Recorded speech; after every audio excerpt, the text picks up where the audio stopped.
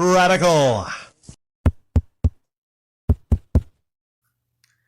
Before I get into this, briefly talking about the Nets Celtics, I want to say there's something that I've noticed even more since I started talking about last week. And that is the fact that in all the videos I've seen today talking about Joe Burrow, it seems like they're being made to mention that in some way, shape, or form, is the next Tom Brady.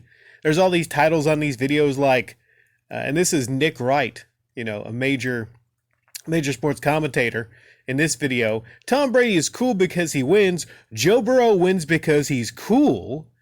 And then there's a basketball upload that briefly transitioned into talking about the Super Bowl. And again, the question was, is Joe Burrow the next Tom Brady? Is that what's going on? Brady is out now. He's retired. So to keep your interest, everybody in the NFL, we need to build us another Tom Brady. Are they worried that ratings will decline if Tom Brady's not in another Super Bowl? Yeah. So obviously we see what's going on. That's being pushed out to the media from the NFL. So yes. Here's what I witnessed. And I didn't watch the second half of the Celtics Nets, but the Celtics wound up winning that game by, I think, 25 or 35 points. They were crushed. The Nets were crushed by the Celtics. And the Celtics really weren't playing that good. Now they've won like 6 in a row. Now, granted, the Nets did not have their big three. They didn't have Durant. They didn't have Kyrie. And they didn't have Harden. But there's teams like the Clippers that don't have their big two, Paul George and Kawhi Leonard. And they're treading water. They're winning some games they probably shouldn't win. 28-2. At one point in this game, I'm not making that up. It wasn't 28-12, wasn't 28-22. It was 28-2. I remember walking into the room and I turned on the TV because I wanted to, catch some of the game. I was interested. I'm like, okay, I wonder how much the Nets are up by. Because the Nets, on paper, even probably without a couple of their big stars, you're like, okay, they got Patty Mills, they got Blake Griffin. They should probably be better than the struggling Nets. I thought struggling Celtics. I thought the Celtics were struggling. But I was watching the game, and it was kind of hilarious. They were playing at home, by the way. They had the home court advantage, and they were down 18-2, which I thought was kind of funny, because I thought it said 18-12 until I saw the edge of the screen. It's like, well, that's a 2. That's kind of strange. It's kind of odd, but I'm sure, they'll just get back in their rhythm. Then it was 20-2, then 23-2, then 26-2, and then 28-2. It was sad. They went on 2 14.0 runs because they went 14-0 and then that scored 2 points and then they went to 14-0 again. That was kind of crazy. And I didn't watch the rest of the game.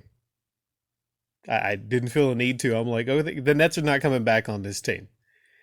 And the crowd was incredibly quiet. When they scored another 2, I think it might have been a putback from Blake Griffin. I'm thinking, okay, the crowd should at least get up for that one. Might have been a putback dunk or something, but no, it was pretty quiet in that arena. Now, situation with the Nets is this. And there were some trades, by the way. This is trade week, the deadline. I might have another upload talking about maybe the trade deadline, Lakers, Bucks, possibly. But here's the problem with the Nets. I think this problem mostly centers around not Kyrie Irving, but James Harden. James Harden might be in a second year where he quits on a team the second time. James Harden, he's out of shape. The league has adjusted to James Harden, because they're no longer giving him those Mickey Mouse fouls. So his game has suffered a bit this year. Still a very good player, but he's not the James Harden of old. He's out of shape. He's got a gut on him.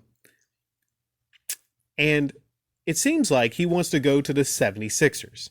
So this would be an interesting occurrence to where a star player is quitting on his team the second time.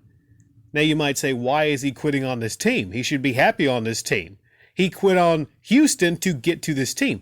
I think it revolves around Kyrie Irving and not liking the fact that Kyrie Irving is only playing part-time.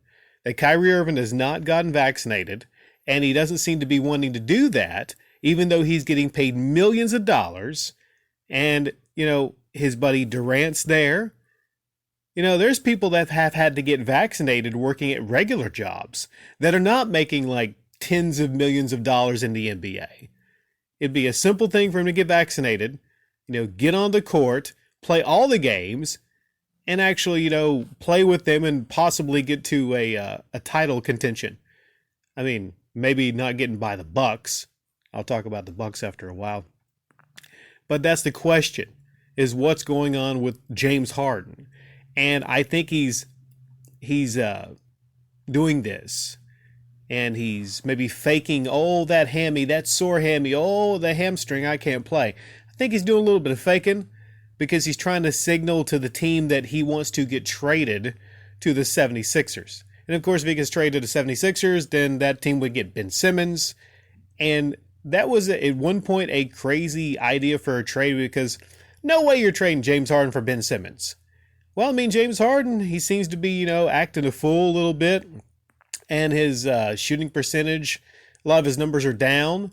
But some people might say, is he actually not playing to his skill because he's trying to, I don't know if you'd really want him on the team unless you're Daryl Morey. So I don't know what to really say. I don't know. Leave it in the comment section down below. If you are the Nets, do you trade James Harden to the 76ers to get Ben Simmons and maybe another player like Seth Curry, something like that, and try to salvage this season?